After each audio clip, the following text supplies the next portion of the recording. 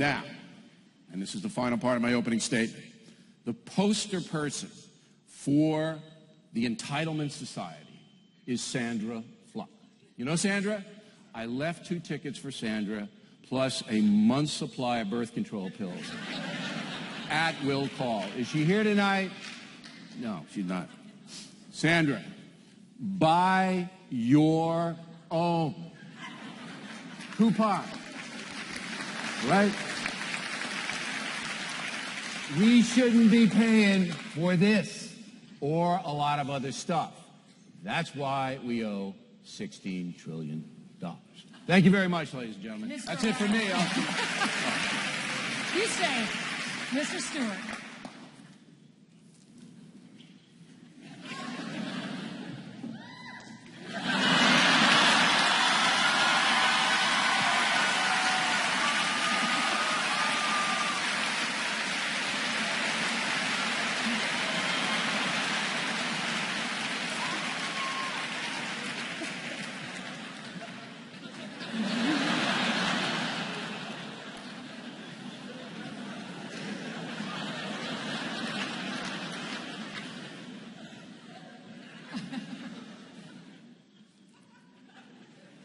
My friend Bill O'Reilly is completely full of shit.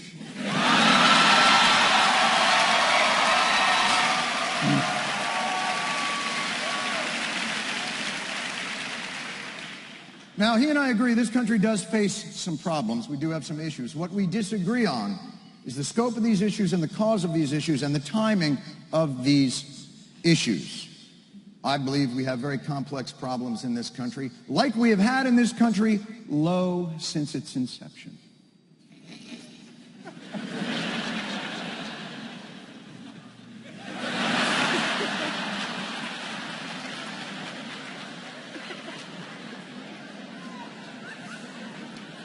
What is wrong with this country is not that we face problems that we have not faced before. We face a deficiency in our problem-solving mechanism. And the reason we face a difficulty in our problem-solving mechanism is that a good portion of this country has created an alternate universe in which the issues that we face revolve around a woman from Georgetown who wanted birth control, which is a health issue for women, covered on her health insurance in the same way that Viagra is covered. And many others. I call this alternate reality, I call this place where these folks live Bullshit Mountain. The denizens of Bullshit Mountain believe many things. They believe that a Kenyan Muslim president has fundamentally changed the relationship between government and the people of this country. On Bullshit Mountain, they believe that if they built it, it was because of their success and a little quick moxie and freedom juice. But if life hasn't worked out for them, it is the government on their back. Oh, Bullshit Mountain is a dangerous place. Not to mention the winters on Bullshit Mountain. Oh, the winters on Bullshit Mountain are long and cold. And Christmas, the most ubiquitous holiday in the history of mankind, is under threat on Bullshit Mountain because somewhere, somehow, a parade in Tulsa has changed its name from Christmas to holiday. I have come here tonight to plead to the mayor of Bullshit Mountain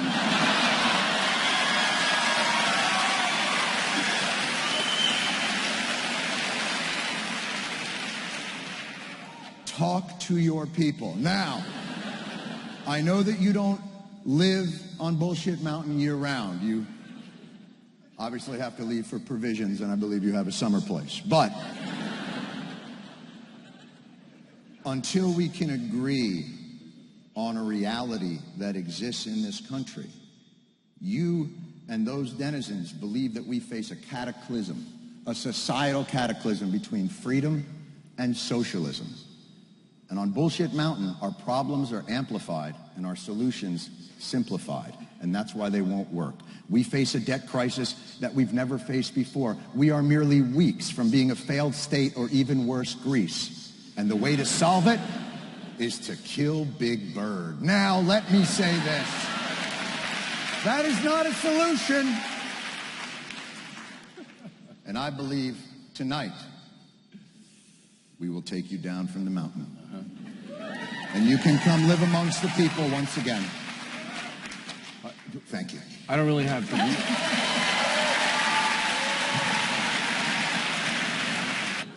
Let's go to entitlements, and you get to go first this time, John. The Wall Street Journal and the Washington Post recently reviewed census data. Report 49% of American households got entitlements last year, and that entitlement spending climbed even as we started moving out of the recession.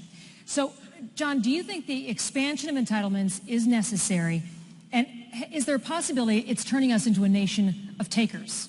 Well, first of all, we're an entitlement nation. We were born that way. We're a country that came to another country with people on it and went, yeah, I think we'll have that. Yeah, that'll be nice. Have you ever seen Oprah's Favorite Things episode? We are people that want free things. We're not an entitlement nation. We are an entitlement species.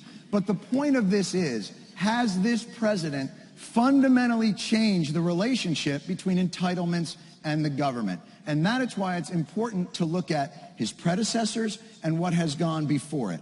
Barack Obama hasn't increased and expanded your ability to get welfare and food stamps by broadening the pool. More people have fallen into the social safety net that exists there because, as we talk about, $2.5 trillion of money went out of our economy in the bank crisis in 2 weeks.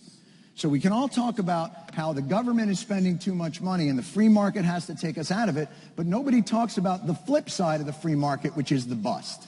And we have to start understanding how they can no longer privatize their profits and socialize their losses. They can no longer begin to take all that money and when it goes out, suddenly complain that somehow the 20% of people that are hungry, that are not doing well, and by the way, 2% of people get welfare as we know it. The 2% of the people. I don't know where this 20% comes from. I don't know what the figure is. I don't even know what you're talking about. I have the figures right here. Would you like to know? I would like to know. Okay. Here we have 107 million people live in homes. This is 35% of the American population, all right, that get means-tested entitlements. That's not Social Security, not Medicare, all right? That means some kind of food stamp or some kind of thing. But look, nobody begrudges people who needed a safety net. But right now we have this mindset that, you know what, if times are tough, I'm going to take what I can take. Let me ask you this. Do you know what federal disability is now under President Obama? It's almost doubled. All right? Let me ask you this question. So is the workplace that much dangerous, much more dangerous? As soon as he came into office, things got really tough? But that's a ridiculous statistic. First of all, he hasn't expanded your ability to get it. He has not made it easier to get disability. More people are applying for it because it's the mindset. No, it's the Zorba the Greek mindset. We're getting old. Go. Here we are. The government will give it to us. Here's the statistics on that. The statistics on that are 40 to 50-year-olds, that has stayed steady. The largest increase in disability is people ages 60 and above, and it's not people dropping bowling balls on their foot and not wanting to work anymore. It's arthritis. Let me ask you a question. So there's a lot more arthritis now than there was 4 years ago. Hell yeah. The plague just came in of arthritis. And it's not 4 years ago. It's 9 million more people. But let me ask you this, and I say this because this is an important point as well, because one of the things that happens on Bullshit Mountain is this. When you need something, it's an entitlement. When they need something, hey, man, it just is what it is. So I'm going to ask you this. Who's they? Now, Who's they? Where did you grow up? In Levittown, Long Island. Let me describe a town to you, if I could. Imagine a town that is inhabited by people who had their education paid for by the government. And the entire town is built through subsidies, low mortgages that go through there. Do you know what that town would be called? Havana. Levittown.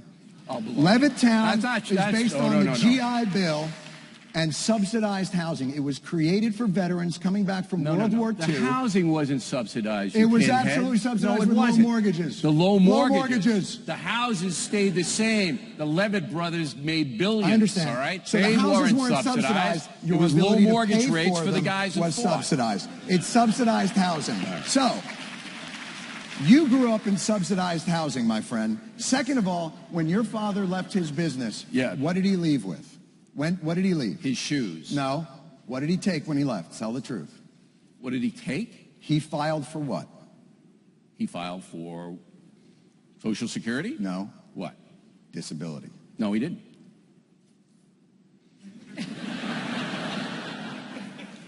Oh, you talking about? Yeah. You're talking about? From his company. Oh, from his company, not from the government. Oh, so that's okay.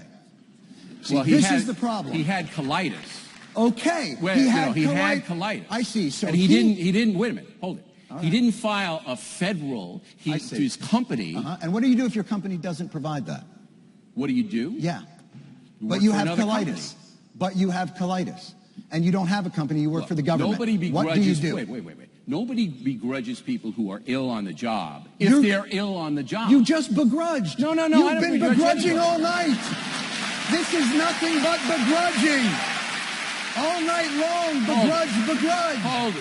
Hold it. You make a judgment. Sandra Fluck doesn't need what she wants. Old people don't need disability. Nobody needs that because it's coming out of your pocket. But when your family needed it, well, it was colitis, and he had it through the private sector, and it's always different.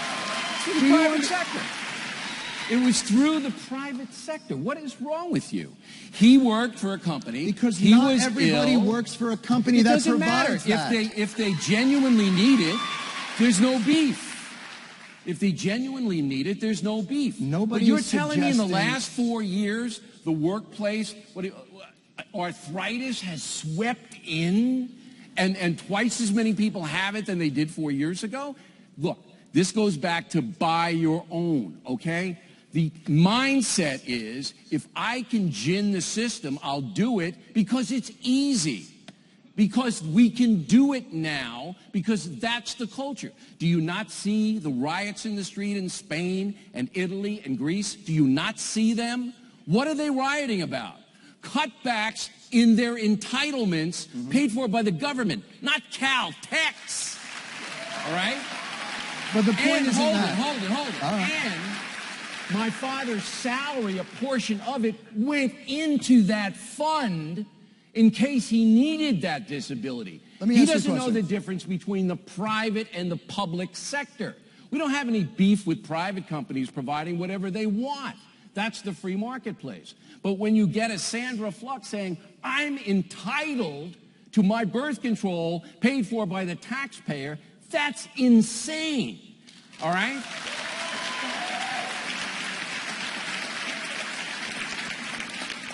We have to understand, as a society, we have already decided to take care of people who need help.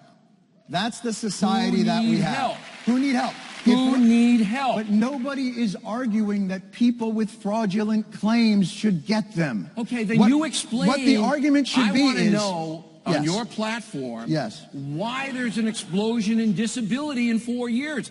What is it that has come in so to your cause suggestion so many more people to be ill? Barack Obama came into office and everybody went, Lord have mercy, I don't have to work anymore. Here we are. Barack Obama is here.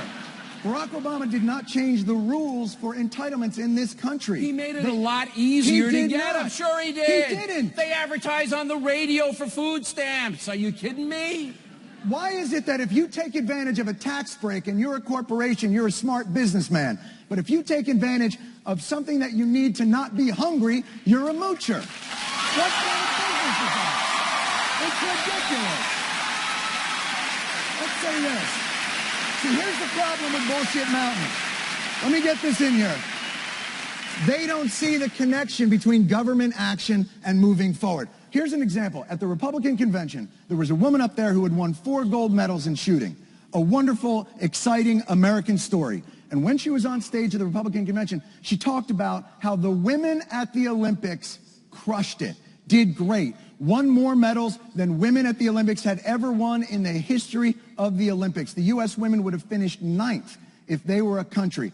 And they celebrated that at the Republican convention, rightfully so, on We Built It night, the night where they all came out and talked about how they didn't need anything, they were the ones that did it. What they never talked about, and the connection they never drew, was in 1972, the government instituted Title IX. Title IX took that money by force and through fairness, and they took that money and they made it distributed more equitably through the schools. It was an enormous controversy, and it paid off at the Republican National Convention with a woman talking about gold medals. There is a connection when the government invests in infrastructure and its people and the success of this country. Let's move on. And let's go.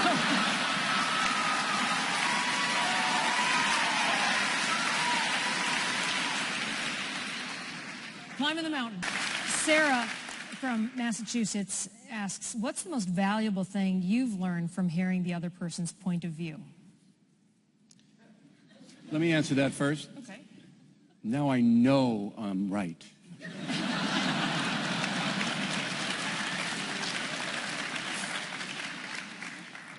I have learned that Bullshit Mountain is tall. I knew we were going back there.